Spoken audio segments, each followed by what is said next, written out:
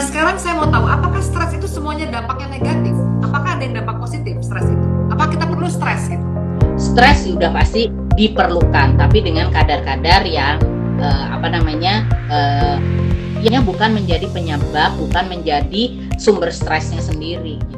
Aja sampai kalau anak lihat ibunya aja udah aduh stres banget gitu ya, kayak kemarin sempat viral apa namanya video yang anak belajar hanya membacakan ketuhanan. Ulang sebentar tadi. Pancasila satu, yang ketuhanan yang mana esa. Yang maha, M.A. Maha, Aha Maha Esa. Ketuhanan yang Maha Esa.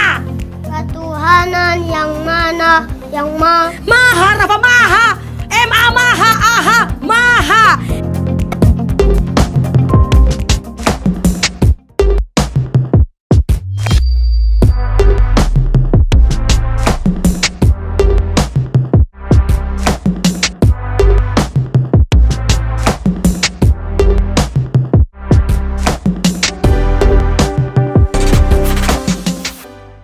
Oh, jam 8 kita harus menyapa anak-anak. Sehingga jam 8 anak-anak siap di depan apa namanya kamera, di depan laptop, di depan HP. Habis itu dia boleh melakukan kegiatan dengan apa? Kegiatan di rumahnya. Ada tugas-tugas yang menarik gitu. Jangan kerjaannya tuh cuma tugas yang lihat dari buku paket atau apa gitu. Itu kan kadang-kadang bukan suka, itu udah pasti akan stressful dan membuat anak bosen gitu ya. Tapi kalau misalnya kita buatnya tugas yang menarik gitu, tugasnya di sekolah, di rumah apa, misalnya kalau karena apa namanya pengalaman saya lebih karena saya banyak mengelolanya teman-teman murid-murid TK ya gitu, jadi anak-anak usia di bawah 5-6 tahun ya udah kegiatannya apa, oh nanti menyiram bunga ya, terusnya oh ya bikin teh, oh bikin apa sandwich gitu, apa membantu mama membuat sop.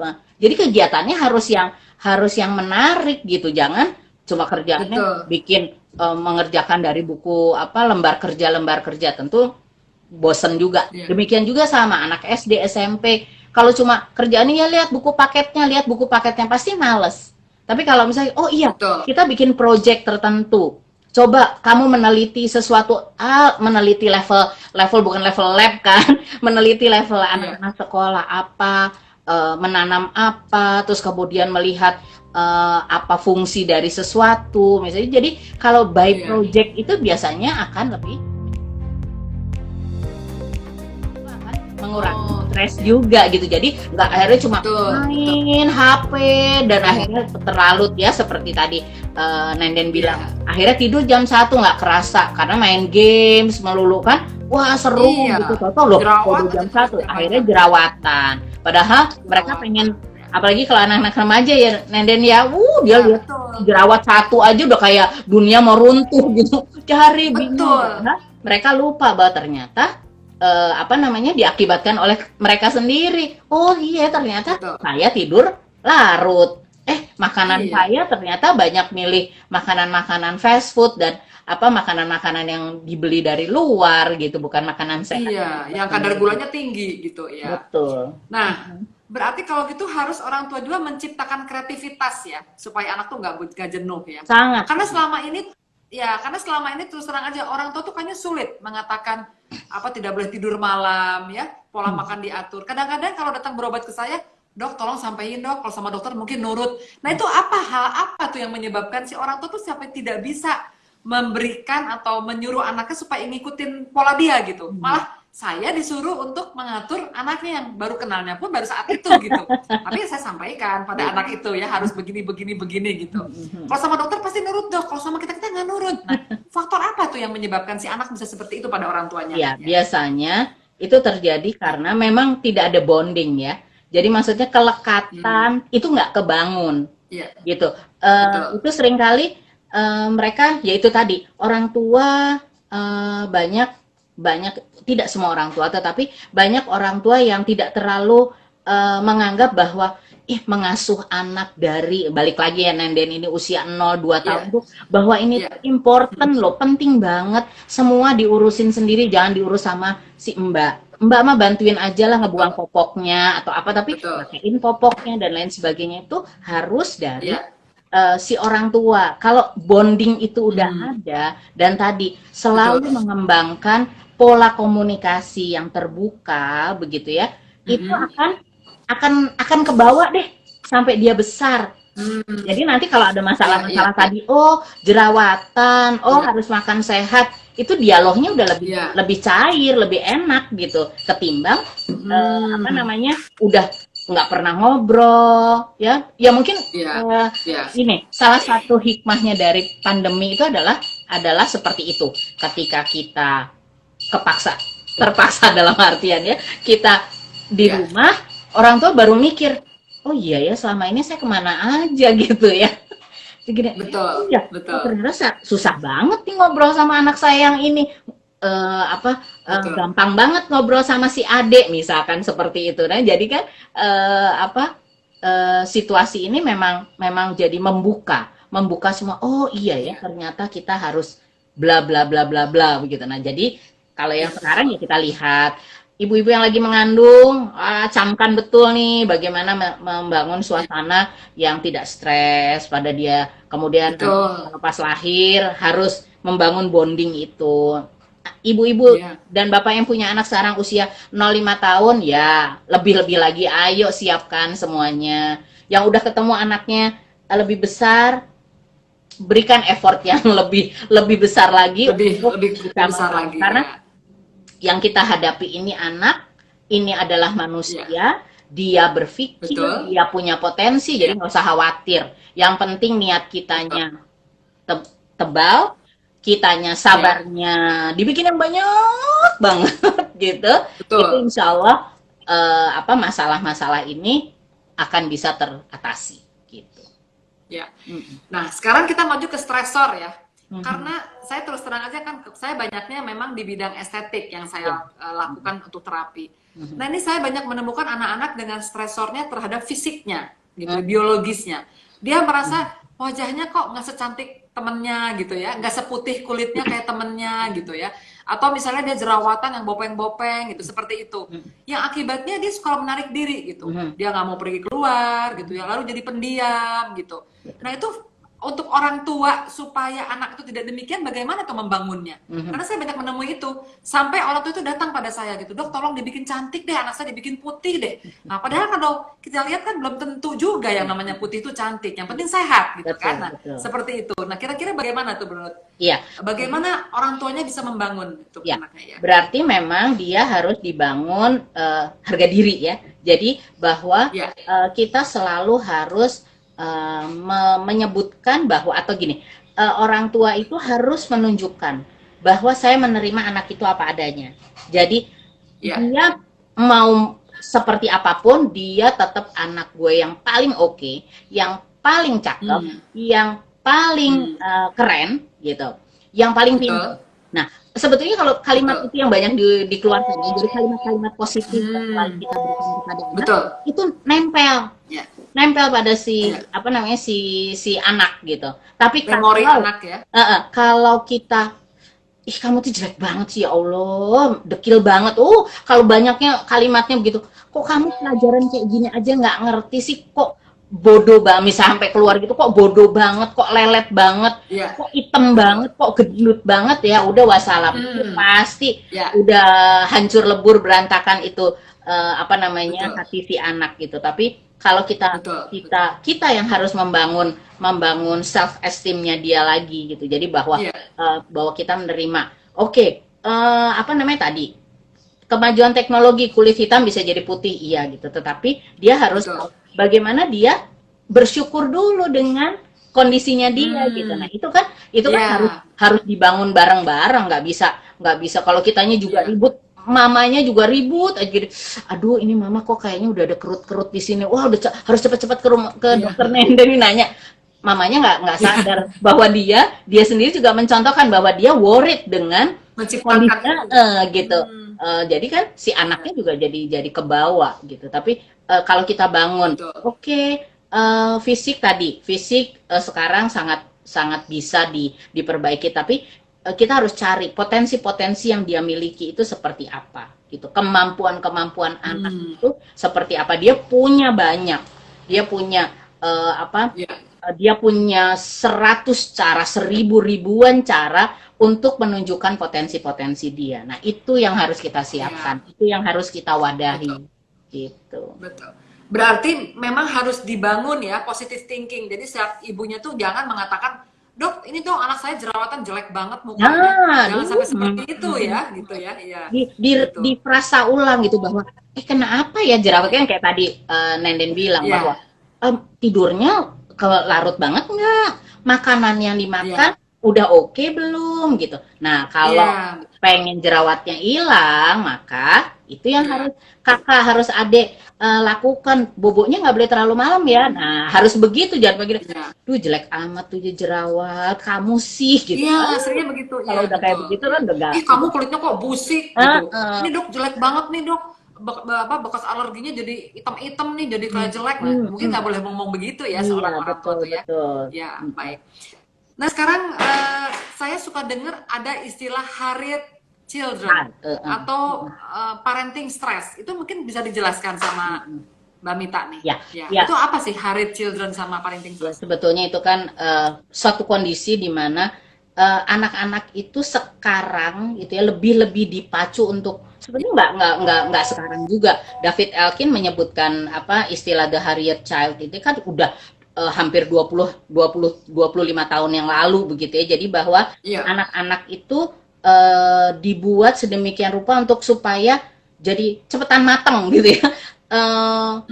Harus semuanya tuh serba bisa dengan terburu-buru begitu. Jadi dia harus dari kecil udah penuh schedule, gitu kan. Biasanya anak-anak tuh dibuat karena dia pengen, pokoknya anak saya tuh harus kompeten, harus excellent di semua bidang gitu. Padahal kan bukan seperti itu, bahwa ada stages-stagesnya. Kita harus membantu dia, bagaimana dia mencapai dari satu tahapan ke tahapan yang lain dengan cara yang alamiah, dengan boleh kita memberi pemantik ya, supaya dia menjadi melejit lebih cepat, tapi bukan yang terburu-buru gitu.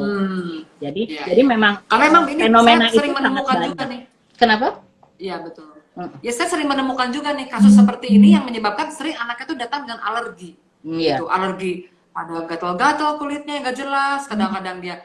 Nah, setelah saya tanya-tanya memang ke arah sana. Jadi orang tua tuh sudah membuat seperti kayak robot gitu. Kamu udah ini, kamu udah ini gitu. Nah, seperti itu. Nah, betul sekali. Mungkin termasuk tuh harried children gitu ya. Iya, karena semua dia dibikin lebih cepat gitu. Padahal dia tidak perlu seperti itu gitu. Jadi dipantik, dilejitkan untuk lebih baik, lebih bagus, lebih punya kemampuan, tetapi bukan sesuatu yang di-push banget, terlalu berlebihan, ya akhirnya tadi muncul alergi gitu. Kebayang anak harusnya banyak waktu untuk main, tapi ini gini, Ade pulang sekolah hari ini, habis itu les nari ya, terus habis itu les piano, terus habis itu les matematika. Kemudian harus kalau udah kayak gitu pusing banget kan. Jadi, betul. Jadi, nah, kalau parenting stress itu sebetulnya stres pada orang tuanya atau pada anaknya? Parenting stress atau apa tuh parenting orang stress? tuanya stres jadi berdampak kepada si anak kan, gitu. Pada anaknya. Jadi sebenarnya agak muter-muter juga. Karena kan kita tadi tahu bahwa anak stres itu kan karena ada lingkungan yang menekan dia kan. Anak kan secara normal, secara alamiahnya kan situasinya segitu. Beda sama orang tua. Orang tua kan udah ke kantor, udah ke pasar, harus ini, harus itu. Baru lihat info COVID apa, lihat info resesi. Wah, udah semuanya udah pusing duluan kan gitu. Nah, dari si orang tua itu jadi berimbas kepada si anak, dan akhirnya anaknya juga ikut gitu. Baik. Nah, sekarang saya mau tahu, apakah stres itu semuanya dampaknya negatif? Apakah ada yang dampak positif stres itu? Apa kita perlu stres gitu? Stres udah pasti diperlukan, tapi dengan kadar-kadar yang yang normal aja lah ya. Jadi kadar yang kita masih bisa coping. Karena kan kalau kita hidupnya flat gitu aja kan juga nggak ada tantangan gitu kan. Tapi kalau misalnya Ya, di kantor gitu ada deadline gitu kan, ada deadline ya, pekerjaan, terusnya ya, harus mencapai target tertentu. Itu kan sesuatu yang bisa menjadi sesuatu yang positif gitu. Jadi kalau kita ada target, kalau kita ada ya, sesuatu yang menekan, itu kan ya, biasanya akan membuat kita oh iya ya gitu. Kayak saya juga gitu, harus nunggu agak-agak stres dikit tuh gitu, jadi baru ya, semuanya keluar. Tapi tentu saja kita nggak boleh nungguin stres gitu ya, nungguin stres ya, biar betul. jadi aktif, tidak. Tapi kita selalu membuat perencanaan lah, bagaimana ini, Ya, oh iya ada target-target yang harus saya penuhi gitu. Itu konteks ya, di dalam betul. orang dewasa ya. Kalau anak kan juga kadang-kadang kan dari nggak ngerti huruf A sampai ngerti huruf A Ya, udah stressful juga buat anak gitu, betul, ya kan? betul. Jadi stresnya pada anak itu, anak dan orang tua kan pasti jauh banget, anak tuh hal yang Bedanya ya. kecil-kecil gitu, tetapi Ya, tetap harus di manage, harus dikendalikan bagaimana caranya supaya dia bisa memenuhi, dia bisa mengendalikan gitu. ya, betul ya. Nah, berarti kalau kita lihat tadi dampaknya masih ada yang positif, tapi mungkin lebih banyak negatifnya ya, stres itu ya. Nah, Kebanyakan. berarti itu akan mengganggu perkembangan anak dong ya. Kira-kira sampai sejauh mana tuh ke perkembangan anaknya? Ya. Dari mulai mungkin 0 sampai 2 tahun, terutama khususnya ke kreativitas, ke perkembangan dan juga ke mungkin bagaimana dari sekolah gitu, bagaimana tuh Iya. untuk Iya, perkembangannya? jadi kan gini, kan anak, kalau kita mau pakai teori apa namanya, brain based teori gitu kan ya, berbasis Ya, perkembangan otak itu kan, ketika kita anak berada dalam situasi yang menekan, itu kan betul. yang bergerak duluan itu kan batang otaknya dia. Nah, Ya, kalau batang otak yang dihantam gitu, itu ya, biasanya reaksinya, perilakunya adalah bisa melawan gitu ya, fight ya, atau flight gitu. Jadi ya, dihadepin, dilawan atau ya. dihindari gitu. Nah, kan kita bisa Hmm, bayangkan kalau setiap anak selalu ketemunya dengan situasi seperti itu, udah capek duluan dengan gue mau ngadepin apa enggak gitu, gue mau ngadepin atau enggak gitu.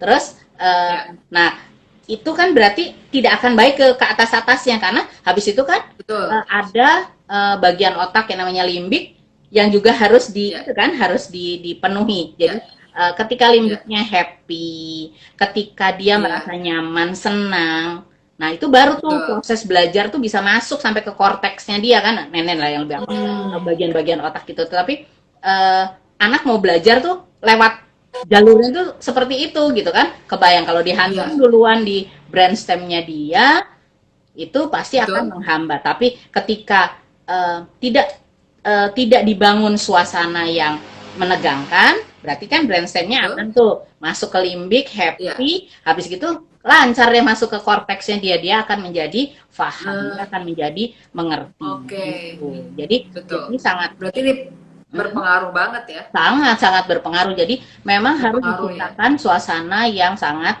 nyaman. Kembali lagi kalau 0 sampai 5 tahun, bahkan tadi karena teori kita itu aja ya, nabrak brainstemnya, terus kemudian bisa nggak masuk ke limbiknya, terpenuhi nggak sampai ke korteks, itu kan Ya, sebetulnya semua usia, sampai kita yang dewasa pun kan juga betul. gitu. Kalau kita udah dihantam sama sesuatu yang tidak nyaman dulu kan, kita udah Ya, bikin takut duluan kan, boro-boro kepikir gitu kan, boro-boro ya, kita bisa mikir, aduh ya apa ya ini gitu kan, pasti begitu. ya, Jadi betul. mau nggak mau, suasana harus dibuat tidak boleh menegangkan, tidak boleh Betul. membuat anak menjadi blok gitu ya, terblocking, Blok jadi ya. dia nggak mau belajar kan jadi susah. Maka kita harus tadi, apakah itu orang tua, apakah itu si mbaknya, kalau orang tuanya harus bertugas ya, orang Hmm, dewasa lain yang ya. ada di sekitar anak itu yang harus membantu menciptakan suasana yang Hmm, menyenangkan, berkreasi, ya. sehingga anak bisa Ya. belajar dengan baik. Gitu.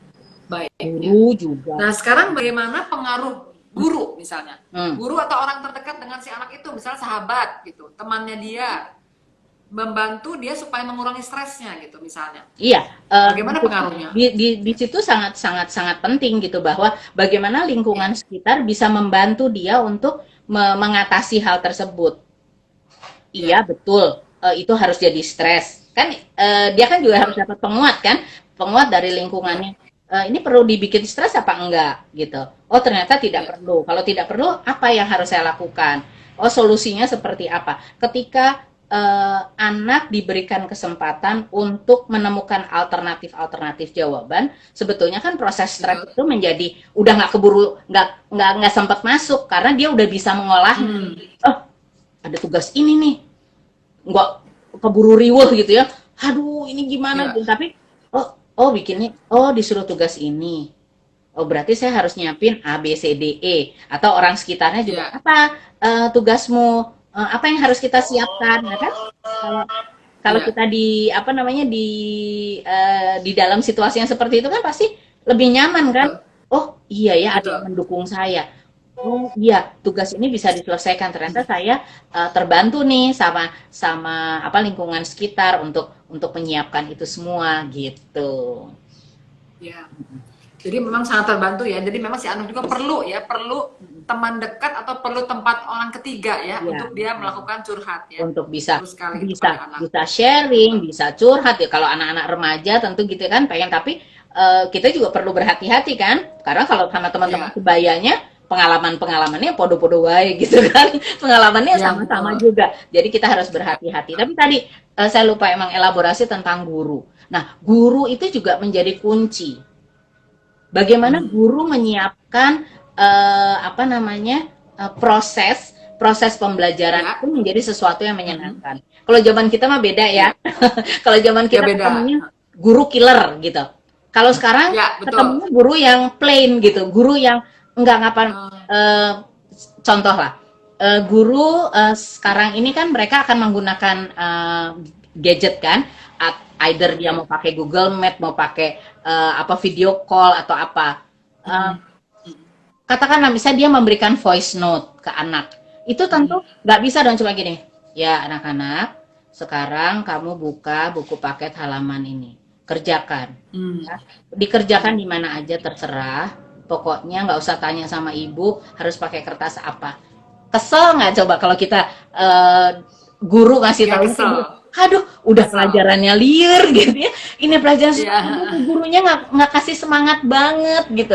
Tapi kalau gurunya bersemangat, itu kan anak juga jadi nggak stres gitu ngadepin udah di rumah aja tuh kesel gitu kan. Apalagi bagi anak-anak yang usia-usia remaja di mana bertemu temen, ngobrol sama teman sebayanya tuh menjadi sebuah kebutuhan yang besar. Nah, dia dikungkung di rumah, ternyata cuma main HP juga nggak enak-enak amat gitu ya, video callan butuh ketemu langsung tapi nggak bisa gitu. Nah jadi kita harus bisa membantu banget gitu, mau guru mau orang tua orang dewasa yang ada di sekitar itu yang bisa membantu si anak untuk bisa enjoy dengan situasi seperti ini. Betul. Gitu. Ini catatan buat saya nih, Mbak Mita, dengan voice note ini. Saya jadi teringat, saya punya pasien laki-laki, masih anak remaja, di mana dia sudah pergaulan yang salah. Jadi dia mungkin butuh uang atau bagaimana saya tidak tahu. Jadi dia melakukan hubungan seks dengan umur yang jauh lebih tua. Dan itu dia dibayar sama perempuan itu, sehingga dia kena penyakit sifilis dan kutil kelamin. Nah ini jadi saya ingat, saya perlu memberikan voice note juga bagi dia kelihatannya. Karena selama ini saya hanya dia datang, berobat, saya obatin, ya begitu saja. Jadi selalu itu timbul terus gitu. Nah ini mungkin voice note buat saya. Jadi saya akan coba ke WA-nya dia untuk berbicara, mungkin harus membangkitkan dia ya gitu ya.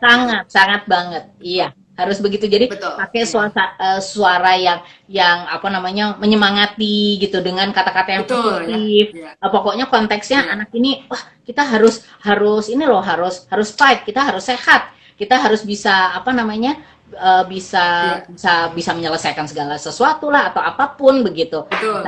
Bisa Betul. memilih jalan yang lebih baik begitu, tapi dengan tidak cara Iya. menggurui, tapi ya itu tadi membangkitkan semangat dia, memberikan dengan kata-kata yang positif. Iya. Itu saya pikir bisa jadi Iya. kunci yang menarik gitu. Betul. Di catatan nih buat para dokter, mungkin kalau mau lebih dekat dengan pasiennya harus melakukan seperti itu ya. Jadi jangan hanya instruksi-instruksi saja ya. Mungkin iya. kadang-kadang dia juga butuh ya, Betul. butuh semangat juga dari kita untuk melakukan voice note tadi ya. Mungkin ya silakan, bagus banget itu. Ini masukan buat saya nanti. Kasih. Saya akan mencoba pasien-pasien yang jerawatnya recalcitrant, yang nggak kambuh-kambuhan, yang susah pengobatannya, perlu di voice note begini. Dan juga yang alergi, perlu saya lakukan voice note seperti ini. Karena Betul. orang tuanya kayaknya udah give up gitu. Udah dong, saya udah nggak tahu lagi deh, ini anak nih kadang-kadang mesti diolesin terus sama saya krimnya. Kadang-kadang makanan pun mesti saya ngatur-ngatur. Saya udah nggak tahu apa lagi dok. Nah mungkin kita perlu membantu mereka seperti itu ya, agar itu ya. Iya. Nah ini bagus banget nih. Nah sekarang saya mau tahu juga dengan, tadi udah tahu. Nah untuk mencegahnya sekarang bagaimana? Tadi kan udah tahu tuh ciri-ciri pada anak tuh ya, yang ciri-ciri yang tadi yang Mbak Mita sampaikan. Macam-macam tuh, ada penolakan dan sebagainya. Mencegahnya apakah orang tuanya yang sangat berperan banyak atau faktor lingkungan juga mempengaruhi gitu? Apakah hanya orang tua saja cukup mencegahnya atau harus apa gitu? Ya, kalau kita pakai teori ekologinya Brenner ya, tentu selingkungan semuanya Semuanya, ya. pasti akan berpengaruh, sampai ke negara-negara pun juga dia pasti akan berpengaruh. Iya. Tapi kita ambil skop Betul. tentu di dalam lingkungan Iya. keluarga. Jadi di dalam keluarga itu harus terbangun dulu, membangun suasana yang menyenangkan. Orang tua juga harus memperbaiki, jadi memperbaiki situasinya dia sendiri juga gitu. Jadi Betul. hubungan dia dengan pasangannya seperti apa gitu. Kalau Iya. orang tua happy, relationship-nya bagus gitu kan, itu pasti akan berdampak kepada Betul. anak juga, akan menunjukkan situasi, suasana yang juga menyenangkan buat dia gitu. Jadi Iya. memang kuncinya tetap semua pihak yang ada di dekat anak itu harus mendukung, harus saling membantu, harus membuat dirinya bukan menjadi penyebab, bukan menjadi sumber stresnya sendiri gitu. Kan jangan sampai kalau anak lihat ibunya aja udah aduh stres banget gitu ya, kayak kemarin Iya, benar. sempat viral video yang anak belajar hanya membacakan Pancasila. ketuhanan. Ulang sama yang tadi. Pancasila satu, yang ketuhanan yang Maha Esa. Yang Maha. Yang- Ma Maha Aha Maha Esa. Ketuhanan yang Maha Esa. Ketuhanan yang mana, yang Maha Rafa Maha. Ma Maha Aha Maha. Pancasila aja sampai seperti itu, walaupun saya nggak ngerti apakah itu memang alamiah terjadi ataukah itu kepentingan settingan, ya. untuk settingannya dia, tetapi Viralnya. kita ambil situasinya, kebayang kalau anak orang tuanya tuh yang sampai seperti itu gitu, sampai dia kesulitan kan untuk berbicara maha jadi mana gitu kan, itu kan sebenarnya karena Iya, stres. betul. ketuhanan yang Maha Esa. Yang Maha. Yang- Ma Maha Aha Maha Esa. Karena dia stres jadi Iya, sampai betul. keluarnya balik lagi mana lagi bukan maha Betul. gitu, ibunya juga jadi stresnya, Betul. kok ngomong maha aja susah banget gitu, padahal ibunya nggak sadar bahwa ibunya udah memberikan stres, memberikan tekanan kepada si anak itu sendiri gitu. Betul. Jadi semua Iya. pihak. Ya betul. Jadi ini ya selalu merupakan manfaat juga bagi saya kan, kalau Mbak Mita itu kan khususnya di lingkungan untuk murid ya, bagaimana mencapai supaya murid itu menjadi hasilnya baik gitu. Betul. Nah untuk saya juga sama, bagaimana mencapai si anak yang berobat itu hasilnya juga baik. Iya, Nah, betul. jadi mungkin saya juga harus menekankan kepada orang tuanya ya, bahwa mereka pun harus sabar gitu ya, harus bisa menjelaskan, harus bisa menerima penyakit anaknya gitu ya, seperti itu yang Iya, kita lakukan betul ya. Jadi banget. kadang-kadang si orang tua tuh hanya percaya pada obat yang diberikan oleh dokternya, hanya itu gitu. Iya, iya. Atau misalnya skincare yang dipercayakan oleh dokternya, padahal itu tidak semua begitu ya, karena ada individual berbeda, personalized ya. Betul. Jadi harus juga dibantu dengan membangun jiwanya ya, sehingga itu nanti akan terselesaikan dengan baik. Itu bagus banget ini ya. Betul banget. Pelajaran untuk saya nanti. Saya akan Sama aku juga mencoba jadi belajar banyak juga kepada apa namanya, oh ternyata di kondisi-kondisi mau kadas, mau apa namanya jerawat itu ternyata juga banyak jerawat, ya. pada situasi-situasi Betul, nggak mau alergi, ya. tidur, alergi, makan yang Alergi, ya betul. kadar gulanya tinggi gitu. Ya, ya. Iya betul betul. Ya jadi kalau Mbak Mita kan psikologi goalnya untuk prestasi anak. Kalau saya goalnya ya itu supaya sembuh gitu tujuannya kan, supaya ya itu mungkin sama, kita tahapannya sama. Jadi akan saya pelajari di tahap-tahapan seperti ini untuk membangkitkan supaya dia optimal. Betul. Nah sekarang kalau saya mau tahu, kalau udah stres seperti apa sih yang harus berobat ke psikolog? Kalau ke saya kan jelas yang udah dengan kelainan kulitnya yang sangat berat ya. Kadang-kadang kalau cuma kering-kering aja orang tua masih bisa mengatasinya sendiri. Tapi kalau sudah mengganggu aktivitasnya, nggak bisa tidur, anaknya mengeluh, menangis, kadang-kadang juga dia anaknya nggak ya sampai berpengaruh lah kepada aktivitas, itu biasanya langsung berobat ke kita gitu ya. Tapi memang sedini mungkin sebaiknya memang harus dilakukan pencegahan preventif, jangan lebih parah gitu. Betul. Nah untuk ke arah mental itu yang seperti apa Sebetulnya yang sama perlu juga berobat ke nih. psikolog itu? Sama juga seperti apa yang tadi diungkapkan oleh Nenden. Jadi bahwa ketika kondisi itu sudah mengganggu kehidupan dia, gitu kan, nggak bisa tidur berhari-hari, gitu kan, itu menjadi kondisinya menjadi tidak nyaman, tidak apa namanya, membuat dia jadi interaksi dengan lingkungan terganggu, membuat dia tidak bisa tidak bisa bekerja, tidak bisa belajar dengan cara yang tepat begitu. Nah, itu kan tentu tidak harus ditanyakan gitu. Jadi ngompol yang udah ngompolnya 2 minggu nih bener-bener ngompol terus. Nah, itu kan udah orang tua udah harus udah pasang alarm nih. Loh, kenapa kok tadinya kering kok jadi ngompol? Terusnya yang biasanya mau main ini di kamar aja. Kita nggak usah nunggu 2-3 hari gitu. Ketika sehari udah nggak ini, apa ya? Nah, mulai itu dialog dibangun. Bukannya kamu kenapa sih gitu. Aduh, kalau pakai kamu kenapa sih udah keburu anaknya kalau bisa sembunyi di kolong tidur di kolong tempat tidur gitu. Tapi kalau dengan bahasa yang lebih positif, yang lebih nyaman gitu kan. Adik kenapa? Kakak kenapa? Kakak kok kelihatannya sedih? Kakak lagi nggak seneng main ya gitu. Nah kan kalau ada hal-hal seperti itu kan bisa membantu. Oh kayaknya ibu saya mau nih ngedengerin. Tapi kalau kalimat pertanyaan kita seperti orang bikin berita acara di kantor polisi gitu kan, wassalam deh gitu. Udah boro-boro anaknya mau berbicara gitu kan. Pasti kalau saya ngomong juga ibu saya pasti marah. Ibu saya pasti akan menghukum saya. Ya udah lewat gitu. Baik. Ya, ini udah kita hampir sejam nih kita bicara. Dan saya juga mengucapkan terima kasih nih bagi pemirsa yang udah mengikuti acara kita ya. Ada kawan-kawan saya juga nih, ada Dokter Randy, ada Dokter Ikai tadi yang cantik, yang itunya sempat dihack juga kayak saya waktu itu IG-nya ya. Selamat bergabung lagi ya. Dan dokter-dokter semuanya terima kasih. Mungkin ada take home message dari Mita sedikit untuk bagaimana kita membangun supaya kita sama-sama jadi mentalnya sehat. Iya. Gitu. Mungkin ada take home message-nya? Pertama tentu kita harus menerima, bersyukur dulu dengan situasi apapun yang ada di saat ini kita hadapi. Ketika kita bersyukur, kita akan punya energi untuk melihat sesuatu menjadi lebih baik, lebih nyaman, dan kemudian selalu berpikir positif, berkata positif, berperilaku positif. Itu nanti akan menciptakan suasana yang positif di sekeliling kita. Dan apa yang kita lakukan itu kan akan menjadi contoh, akan dilihat oleh anak kita. Jadi ketika kita berbicara, berperilaku dan lain sebagainya, kita harus ingat bahwa itu kita akan dilihat sama anak kita. Kalau kitanya stres ya pasti anaknya nangkep rasa stres itu. Maka kita harus semua sama-sama bikin happy semuanya, harus sehat gitu. Komunikasi harus jalan terus gitu, membangun komunikasi, mau bersusah-susah. Nah, untuk 0 sampai 5 tahun orang tua harus mau bersusah-susah untuk menegakkan disiplin, membangun kemandirian pada anak agar ketika dia berusia lebih besar, memasuki dunia remaja, dewasa, kita udah nggak kesulitan lagi gitu. Mungkin itu. Ya, terima kasih nih Mit, udah cukup sejam nih ngobrol dengan saya, dan saya juga banyak mengambil teori-teori Mita yang akan saya tanamkan nanti sehari-hari untuk menemui pasien-pasien yang seperti ini dengan gangguannya. Makasih ya Mit. Jangan Sama-sama. bosan dan juga terima kasih untuk semuanya yang sudah Ya. bergabung. Semoga acara kita bermanfaat ya untuk semuanya Amin, ya. amin, amin. Baik Mita, salam Yo. sehat terus ya, salam Oke, bahagia terus ya. baik. Ya, Baik, assalamualaikum. terima kasih. Ya, waalaikumsalam warahmatullahi wabarakatuh. Ya.